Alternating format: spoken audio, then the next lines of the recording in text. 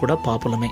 తల్లి గర్భములో రూపింపబడిన దినమును మొదలుకొని నేటి వరకు మనము అనేక పాపములు చేసి ఉన్నాం. ఎవరు ఒప్పుకున్నా ఒప్పుకోకపోయినా ఆదాము చేసిన పాపమును బట్టి మనమందరము కూడా పాపములోనే పుడుతున్నాం, పాపములోనే పెరుగుతూ ఉన్నాం.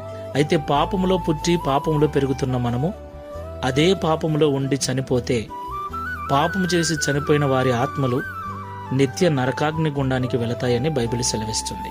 అలాగ దేవుని పోలికలో దేవుని స్వరూపమందు చేయబడిన మనము పాపములో చనిపోక మునిపే ఆ పాపము నుండి విడిపించబడి ఆ పాపము నుండి విడుదల పొందుకొని ఆ పాపములకు క్షమాపణ పొందుకొని నిత్య జీవము చేరటమన్నది దేవుని యొక్క నిత్య సంకల్పమై ఉంది.